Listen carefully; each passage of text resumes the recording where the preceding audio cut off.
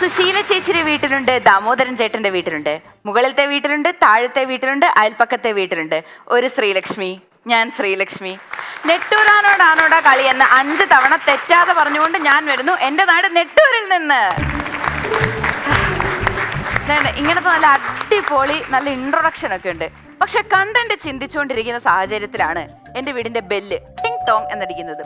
തുറന്നു നോക്കിയപ്പോ ദേണ്ട നിൽക്കുന്നു നമ്മുടെ സഞ്ജു ചേട്ടനെ സച്ചു ചേച്ചി. ഒരു മിനിറ്റ്, അതോ സച്ചു ചേട്ടനെ സഞ്ജു ചേച്ചിയായിരുന്നു? ആരിലും ഒക്കെ ആയിക്കോട്ടെ, അവർ രണ്ടുപേരും വന്ന് നിപ്പുണ്ടായിരുന്നു. അപ്പൊ ഈ ചേട്ടൻ എന്ന് പറഞ്ഞാല് നമ്മുടെ വല്യമ്മയുടെ മോനാ. പുള്ളിക്കാരൻ അടുത്തായിട്ട് കല്യാണം കഴിഞ്ഞ ചേട്ടനും ചേച്ചി. അപ്പൊ ഈ വിരുന്ന് കാണൽ ചടങ്ങിന് വേണ്ടി ഞങ്ങളുടെ വീട്ടിലോട്ട് വന്നതാ. അപ്പൊ അപ്പോഴാണ് എൻ്റെ മനസ്സിൽ ആ ലഡ്ഡു പൊട്ടിയത്. ഞാൻ എന്തുകൊണ്ട് ഇവരുടെ കല്യാണം കണ്ടന്റാക്കിക്കൂടാ? അത്യാവശ്യം നല്ലൊരു കല്യാണമായിരുന്നേ അവിടെ നടന്നത്.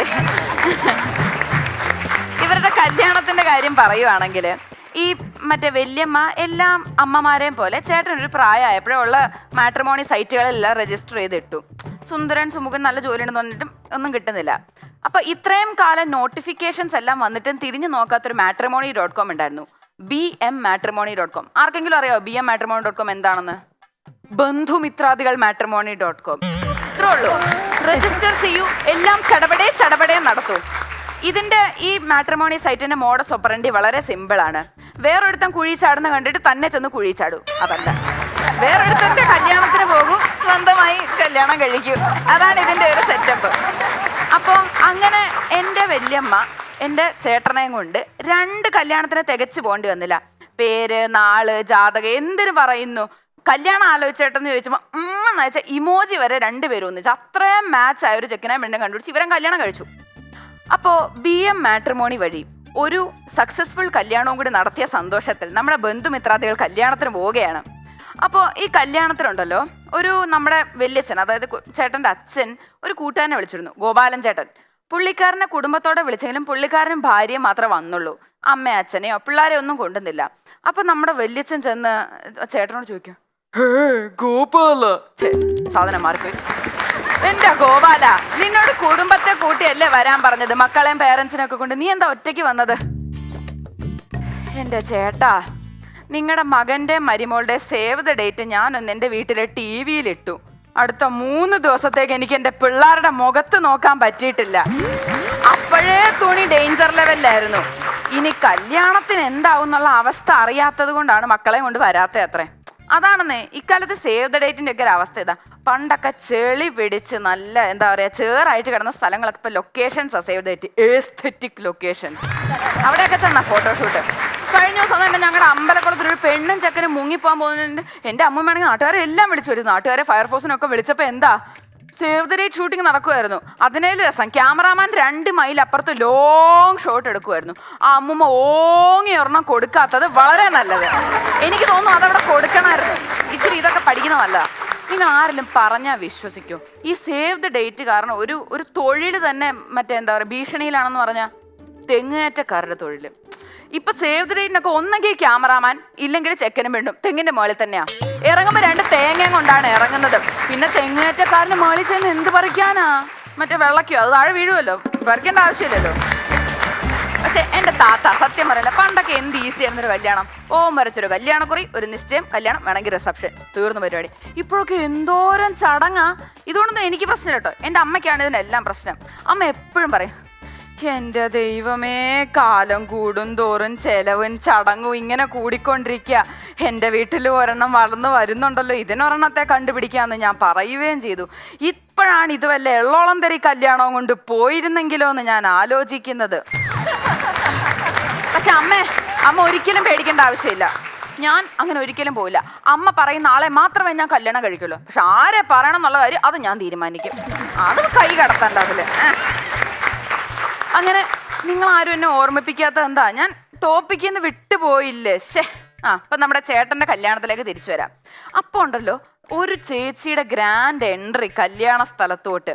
നമ്മുടെ മറ്റേ നമ്മുടെ പെണ്ണുണ്ടല്ലോ ചേച്ചിയുടെ കൂട്ടുകാരി പെണ്ണ് ആതിര ചേച്ചിയെ കുറിച്ച് നിങ്ങൾ അറിയണമെങ്കിൽ ആദ്യം നിങ്ങൾ നാദസ്വരത്തെക്കുറിച്ച് അറിയണം. പണ്ടൊക്കെ ഒരു കല്യാണത്തിന് മുമ്പ് എന്ത് രസമായിരുന്നു.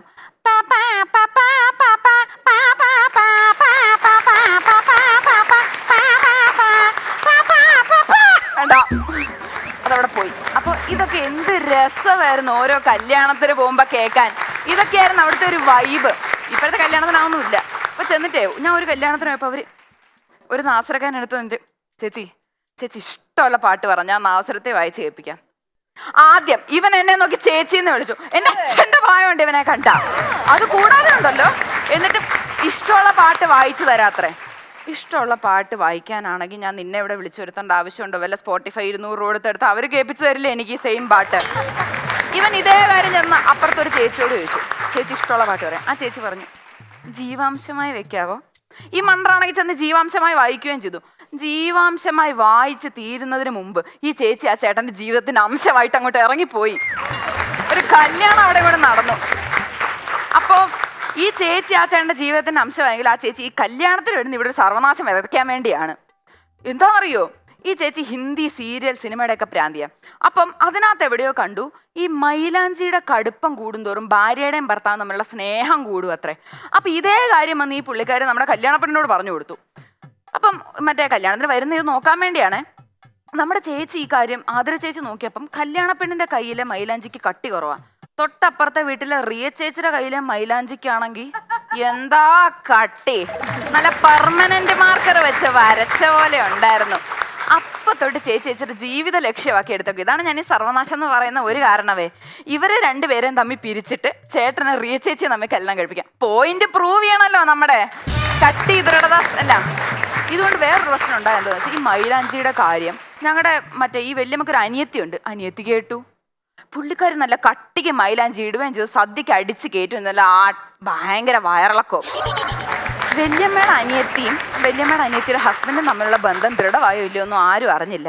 പക്ഷെ വല്യമ്മയുടെ അനിയത്തിയുടെ വയറും ഭക്ഷണവും തമ്മിലുള്ള ബന്ധം അത്യാവശ്യം ലൂസായി എന്നുള്ള കാര്യം എല്ലാവർക്കും മനസ്സിലായ ഒരു സത്യമായിരുന്നു. അങ്ങനെ കല്യാണത്തിന്റെ സദ്യ കഴിഞ്ഞു, ഇതെല്ലാം കഴിഞ്ഞു. ഇനിയുണ്ടല്ലോ, ഈ പുള്ളിക്കാരി വേറെ ഒരു പ്രശ്നവും കൂടി ഉണ്ടാക്കി കൊടുത്തായിരുന്നു.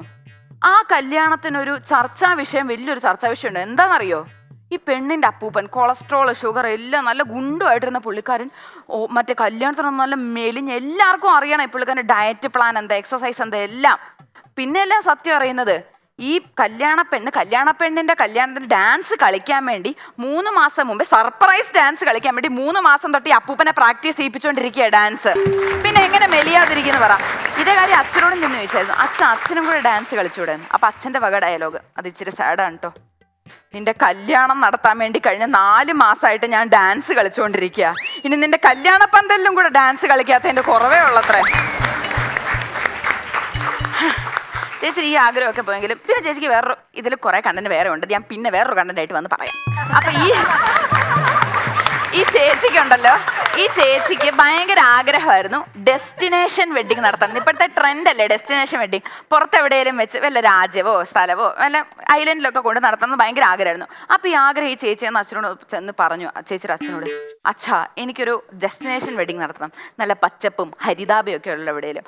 അപ്പൊ തന്നെ കേട്ട പാതി കേൾക്കാത്ത പാതി ആ അച്ഛൻ ഉടനെ വിളിച്ച ഹോളൊക്കെ ബുക്ക് ചെയ്ത് വേണ്ടാന്ന് പറഞ്ഞു. ഉടനെ അപ്പുറത്തെ പിങ്കി ഡെക്കറേഷൻസിൽ വിളിച്ചിട്ട്, എടാ നമ്മുടെ പറമ്പിൽ ഒരു പന്തലിടണം, കൊച്ചിന്റെ കല്യാണമാണെന്ന് പറഞ്ഞു. അപ്പൊ അതെന്താ? അപ്പൊ പുള്ളിക്കാരൻ്റെ ഡയലോഗ്, അത് പിന്നെ അങ്ങനെയാ, കൊച്ചുങ്ങൾ എന്നായെങ്കിലും ആഗ്രഹം പറഞ്ഞാൽ അത് പറ്റുവാണെങ്കിൽ നമ്മളൊക്കെ ഒന്നങ്ങ് സാധിച്ചു കൊടുത്തേക്കണം, അങ്ങനത്തെ ഒരു ഡാഡിയാ ഞാൻ. അപ്പം നമ്മുടെ ചേച്ചി പറയാ, ഇതല്ല അച്ഛാ ഞാൻ ഉദ്ദേശിച്ച്, ഒരു വയനാട് പോലത്തെ ഒരു സ്ഥലത്തൊക്കെ പോയി കല്യാണം കഴിക്കാം. അപ്പൊ അപ്പുറത്ത് നിന്ന് മുറിയിലെ അമ്മ മറ്റേ സ്വർണവും സാരിയും പബ്ലിക് റിലേഷൻസും മാത്രമാണ് നമ്മുടെ ഡിപ്പാർട്ട്മെന്റ് എന്ന് പറഞ്ഞുകൊണ്ടിരിക്കുന്ന അമ്മയുടെ വക അശരീരി. അതാകുമ്പോ പിന്നെ കുഴപ്പമില്ലല്ലോ, മറ്റേ താലം പിടിക്കാൻ വേണ്ടി പിള്ളേരെ തപ്പേണ്ട ആവശ്യമില്ല, കരടിയും പുലിയും ആനയും സിംഹവും ഒക്കെ വന്ന് നിനക്ക് താലം പിടിച്ചു തന്നോളും. അപ്പൊ പിന്നെ ഡെസ്റ്റിനേഷൻ വെഡിങ്ങിന്റെ ആവശ്യമില്ല, നേരിട്ട് ഫൈനൽ ഡെസ്റ്റിനേഷനിൽ അങ്ങോട്ട് എത്താം. അപ്പൊ ഇതെല്ലാം കഴിഞ്ഞു. പക്ഷെ ഈ ചേട്ടന് ചേച്ചിയോട് സ്നേഹമാണ് കേട്ടോ. അതുകൊണ്ട് ഇവരുടെ ഈ ഒരു റിസപ്ഷൻ, ഒരു ചേച്ചിക്ക് ഡെസ്റ്റിനേഷൻ വെഡിങ് ആണ്. പക്ഷെ അപ്പോൾ ഒരു മാൽദീവ്സ് തീമിൽ അങ്ങ് വെച്ചു, നല്ല ദ്വീപിന്റെ തീമിലൊരു വെച്ചു. അപ്പം പെട്ടെന്ന് കുറച്ച് മധ്യവയസ്കരായ ആണുങ്ങൾ കയറി വരുന്ന കണ്ടു. അതിൻ്റെ പുറത്ത് എഴുതി വെച്ചിട്ടൊന്നും ഉണ്ടായിരുന്നില്ല കേട്ടോ, മധ്യവയസ്കർക്ക് പ്രവേശനം ഇല്ലെന്നും പറഞ്ഞു. പക്ഷെ ഞങ്ങൾക്ക് പ്രശ്നം വന്ന എവിടെയാണെന്ന് വെച്ചാൽ, ഇവർ കുറേ നേരം കഴിഞ്ഞ് ഫുഡിലോട്ട് തിരിഞ്ഞു നോക്കുന്ന പോലും ഇല്ല. കാരണം ക്ഷണിക്കാതെ വന്ന കല്യാണത്തിലൊക്കെ ഫുഡിനെക്കാട്ടി വേറെ ഇമ്പോർട്ടൻറ്റ് സാധനം ഉണ്ടെന്ന് എനിക്ക് തോന്നുന്നില്ല. വിളിച്ച കല്യാണത്തിൽ പോലും ഞാൻ സദ്യ അല്ലാതെ വേറെ ഒന്നും നോക്കാറില്ല, പിന്നെ വിളിക്കാത്ത കല്യാണത്തിന് എന്താ. അപ്പം അങ്ങനത്തെ ഒരു സാഹചര്യത്തിൽ ഞങ്ങൾ ചെന്ന് ചോദിച്ചു, ആരോ ചെന്ന് ചോദിച്ചു അവരോട്, നിങ്ങൾ എന്താ ഇവിടെ എന്താ ഫുഡ് എന്താ കഴിക്കാൻ പോകാത്ത? അപ്പം അവർ പറഞ്ഞു, ഇവിടെ മത്സ്യബന്ധന വകുപ്പിൻ്റെ മീറ്റിംഗ് അല്ലേ നടക്കുന്നതെന്ന്. ആർക്കും മനസ്സിലായില്ല. പിന്നെ പുറത്തോട്ടിറങ്ങിയപ്പോഴാ കാര്യം മനസ്സിലായി. മത്സ്യബന്ധന വകുപ്പിന്റെ മീറ്റിംഗ് അപ്പുറത്ത് നടപ്പുണ്ട്, അത് വേറെ കാര്യം. പക്ഷേ റിസപ്ഷൻ മാൾഡീവ്സ് തീമിലായതുകൊണ്ട് റിസപ്ഷൻ ഹാളിന്റെ പുറത്ത് ചേട്ടനും ചേച്ചിയും ഇതിങ്ങനെ ഓരോ മീൻ പിടിച്ചുകൊണ്ട് നിൽക്കുന്ന ഫോട്ടോയായിരുന്നു. തെറ്റിദ്ധരിക്കാതിരിക്കുവോ ആരെങ്കിലും? ഈ കണ്ടന്റ് ദിവസം ഇത് കഴിഞ്ഞിട്ട് ഒരു ക്ലൈമാക്സ് വേണമല്ലോ. ക്ലൈമാക്സിന് വേണ്ടി ഞാൻ ചിന്തിച്ചിരിക്കുമ്പോഴാണ് എനിക്ക് എൻ്റെ അച്ഛൻ കല്യാണം കഴിക്കാൻ പോയ ചേട്ടനോട് പറഞ്ഞൊരു ഡയലോഗ് ഞാൻ ഓർക്കുന്നത്. കല്യാണ മണ്ഡപത്തിലോട്ട് കയറാൻ നിന്ന ചേട്ടനോട് അച്ഛൻ വെറുതെ വിളിച്ചു, എടാ വന്നേ, അതെ അവിടെ ചെല്ലുമ്പോൾ പൂജാരി കുറച്ച് മന്ത്രവും കാര്യങ്ങളൊക്കെ പറഞ്ഞു തരും, അതൊക്കെ നീ കറക്റ്റായിട്ട് പറഞ്ഞാൽ വലിയ പണി കിട്ടും. അതെന്നാ ചിറ്റപ്പ അങ്ങനെ? എടാ പണി കിട്ടുമെന്ന് പറഞ്ഞാൽ കിട്ടും, നീ കൂടുതലൊന്നും ചിന്തിക്കണം, നീ പറഞ്ഞാൽ മതി അതൊക്കെ. അതെന്നാ ചിറ്റപ്പ? നിനക്കറിയണോ പണി എന്താന്ന്? എൻ്റെ കല്യാണത്തിന് ഇതേപോലെ കുറേയൊക്കെ പറഞ്ഞു തന്നിരുന്നു. എനിക്കത് കേൾക്കാൻ പറ്റിയാൽ ഞാനത് ചൊല്ലിയില്ല. ഇതോ ആ കല്യാണ പെണ്ണിൻ്റെ പുറകെ നിൽക്കുന്ന ഒരെണ്ണത്തെ കണ്ടോ, നിന്റെ ചിറ്റമ്മയായിട്ട് വരും അത്. അന്ന് ഞാൻ ആ പറയാത്തതിൻ്റെ ഫലമാണ് ഞാൻ ഇപ്പോഴും അനുഭവിച്ചുകൊണ്ടിരിക്കുന്നത്. അതും അതിൻ്റെ അപ്പുറത്തുള്ള ഫോട്ടോകോപ്പിയും. ആ ഫോട്ടോകോപ്പിയാണ് ഞാൻ. അവസാനം ഒരു കാര്യം പറഞ്ഞ് അവസാനിപ്പിക്കുകയാണ്. കല്യാണാലോചനകൾ ക്ഷണിക്കുന്ന എന്നെ പോലത്തെ ആൾക്കാർ കല്യാണം വേണമെന്നല്ല പറഞ്ഞത്. പക്ഷേ എനിക്കെന്നൊക്കെ ഉണ്ടല്ലോ, സ്ത്രീധനം കൊടുക്കാൻ ഒരു ഇൻട്രസ്റ്റും ഇല്ല. സ്ത്രീധനം കൊടുക്കാത്ത അല്ലെങ്കിൽ വാങ്ങാത്ത ആരെങ്കിലും വേണം കേട്ടോ. എന്താ സ്ത്രീയുടെ കഴുത്തേ ധനം വേണമെന്നോ? അയ്യോ അതല്ല, സ്ത്രീധനമായിട്ട് കാണുന്ന ആരെങ്കിലും കല്യാണം കഴിക്കണം എന്നാണ്. അപ്പോൾ അങ്ങനത്തെ ആരെങ്കിലും ഉണ്ടെങ്കിൽ സമീപിക്കാനുള്ള അഡ്രസ്സ് ഷോന്റെ അവസാനം ഡയാന ചേച്ചി പറഞ്ഞു തരും.